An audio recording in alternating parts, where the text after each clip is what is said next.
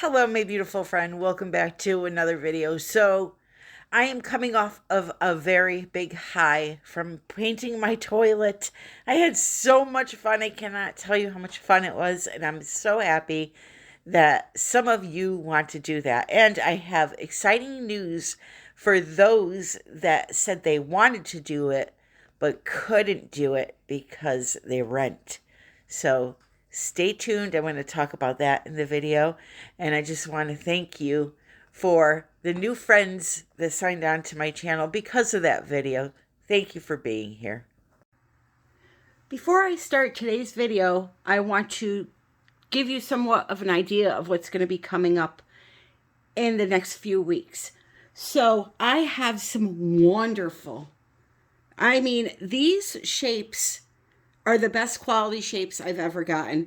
So I have some wonderful shapes that I'm going to be doing some acrylic pouring on and a little bit of mixed media, maybe to give you, some ideas of things that you can do other than just pouring paint onto a canvas, right?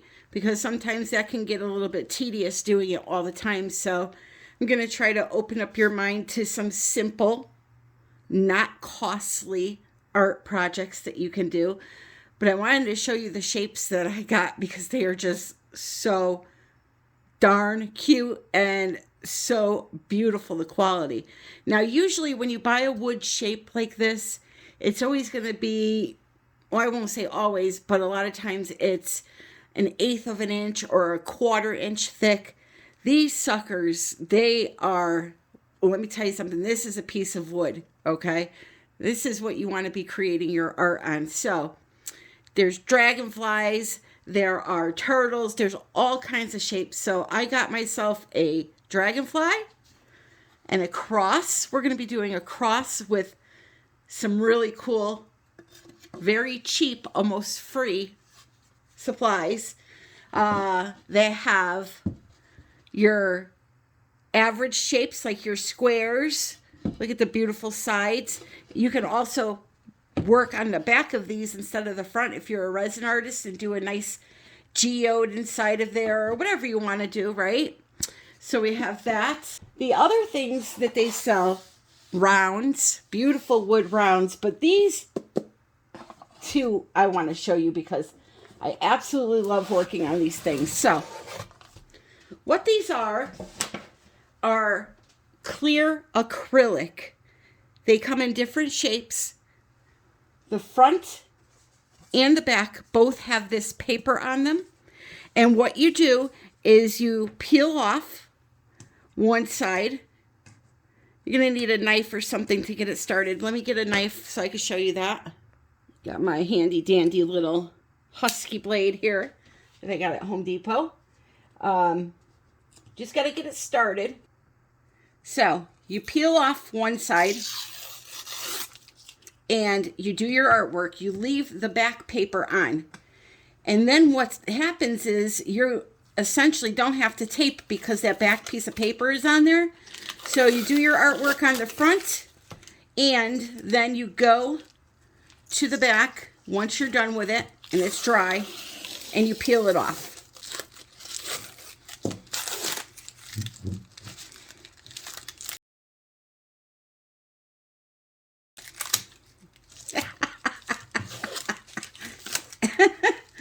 Oh, I'll tell you.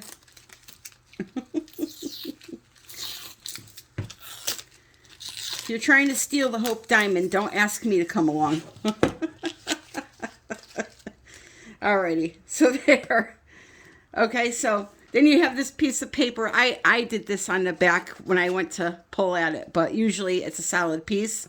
So you do your artwork, and then once it's dry, peel it off, and you have a beautiful clean back and a beautiful piece of art.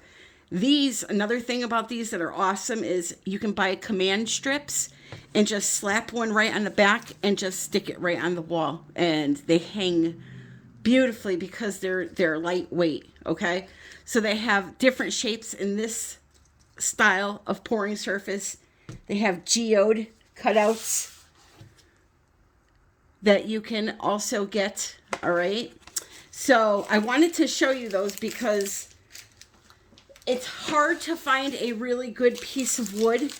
And, you know, I think, don't quote me, I think this one here was maybe $16.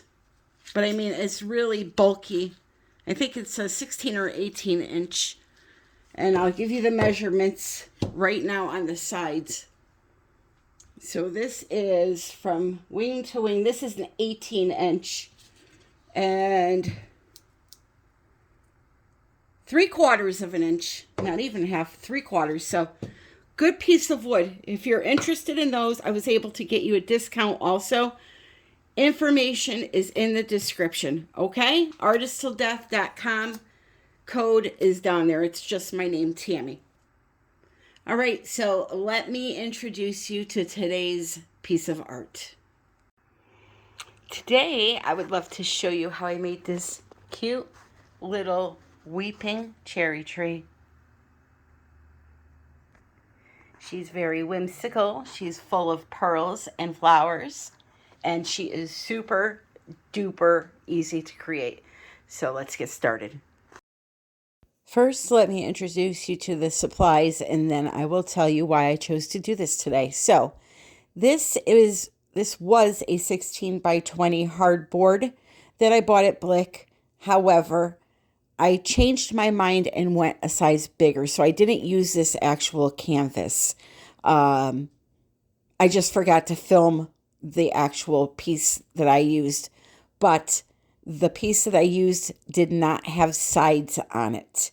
It was just a 1/8 inch thick piece of hardboard, and I did not use the one with sides because I decided to frame this piece. So anyway, this is black and white gesso. However, you can use a heavy-bodied acrylic paint to do this. And I didn't want the background for this piece to be anything to talk about. I wanted the main focal point to be my tree. So I wanted this to be kind of dull in the back. So that's why I chose black and white, which when combined together makes gray also. So I ended up with a primarily gray background with some streaks of white and black going through it. And all I'm doing here is picking up some paint on the palette knife and smearing it down the board.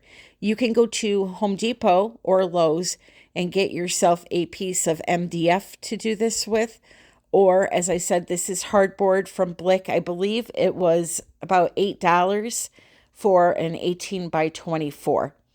So this was a very lengthy process.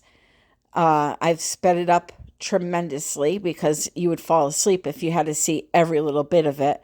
But this was the layer when it was first dry. And now I'm adding more to it to kind of build up the layers. I felt that it was just a little too dark. So I added in a majority of white and then a little more black. And then I let it dry. So the next step is to plan out where your tree trunk is going to go.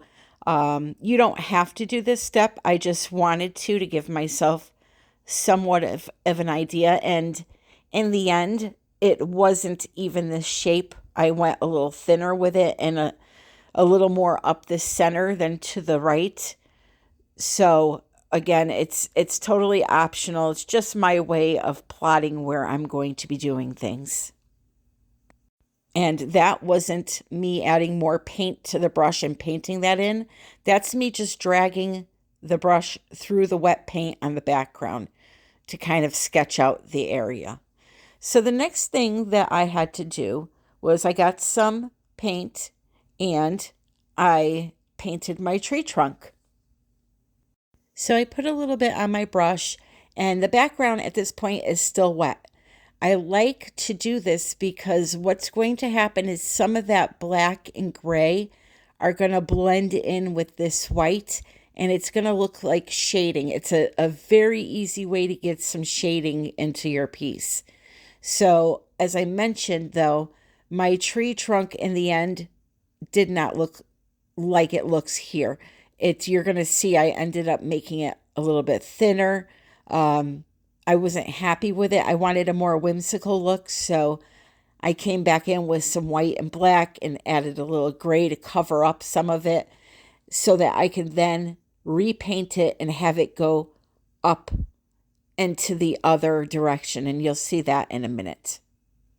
Again, though, that's not important for you to know. What you should know is just that painting that tree trunk while the background is wet, if you're trying to get the colors to blend in together, will help.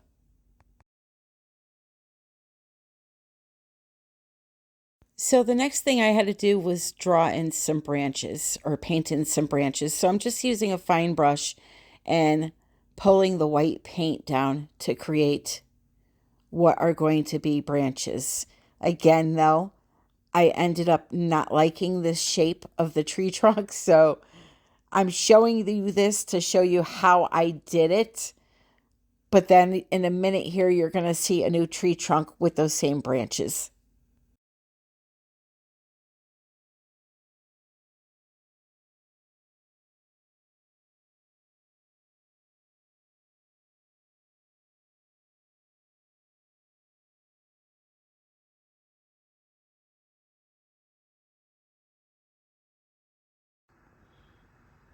So after all that, I was not happy with the way the tree trunk was going. I wasn't happy with the thickness of it, and I wasn't happy with the way it was shaped. So I went back in and I covered up again with black and white gesso the entire thing and just did another tree trunk exactly as I just showed you how I did the last one. You're going to see at the end here why I wanted it to be thinner. These branches that I drew are going to, or I should say painted, are going to be full of beautiful, bright pink flowers. So I want them to be the focus, and the tree, it'll all make sense in the end. So that's what we have so far. Now let me show you how to make these beautiful simple flowers. Now, one thing to note is I am going to be doing this with some flexible modeling paste. You can, however, do it with a thick, heavy body acrylic paint. You do not need to use a modeling paste. If you have heavy body acrylic paint, save yourself some money and just use that. I wanted a whimsical looking tree trunk, so that's why we have this skinny little twig here. Just stick with me, okay? I promise it'll be worth it. So as mentioned, this is flexible modeling paste. You can, however, again, use thick acrylic paint. There are impasto paints you can buy. You can use a medium body paint and mix it in with some gloss gel, modeling paste, whatever. As long as you have that body, it will work. So I'm just going to take some of this and I'm going to add some tube paint to it to create the color that I want. So the first color, it's hard to see, fluorescent violet, that is from Blick. And then I'm also going to add in a little bit of fluorescent magenta from Blick. I love these two colors. They are so pretty. I'm trying to get a certain color pink. I don't want it hot pink, but I don't want it like a light pink. So I kind of combined them together and it made a pretty shade of pink.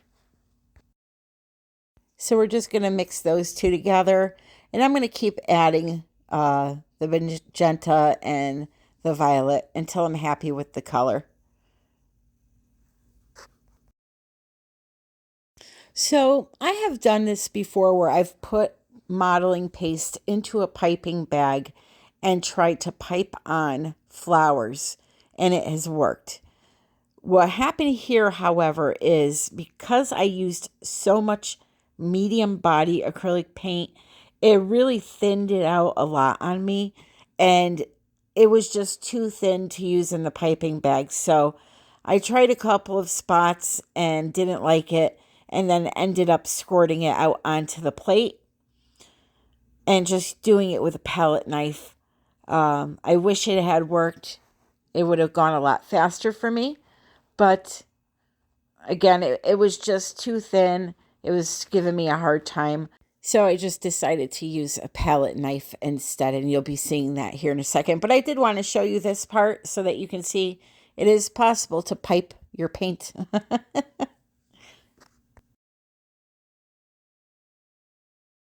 So enough playing around, Tammy, I said to myself, and got out that paper plate and squirted it out of the...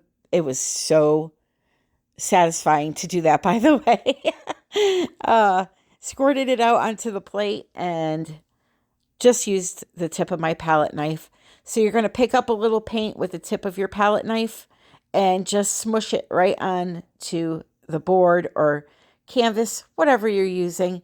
And you're going to make a ton, and I mean a ton, of these little dots to represent the leaves on your tree. Once you fill up the entire thing, then you could go back and add in some flowers, as I did. Or you could just put a ton of these on there. It'll still look very beautiful. You're going to see at the end, I added in some little pearls of Prism Pour color. I added in some little pearls from a Perlen pen, which I will show you that more towards the end.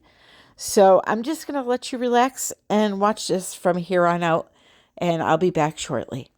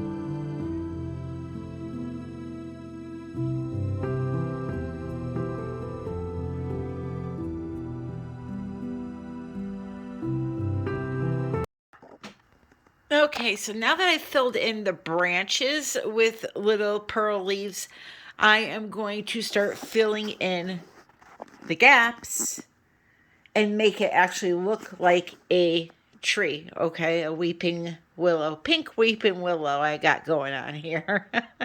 And then once we do that and I'm comfortable with how it looks, I'm going to go back in and make, some moderate amount of flowers, not overkill, but enough, little flower buds on top of these areas. So you'll see all that.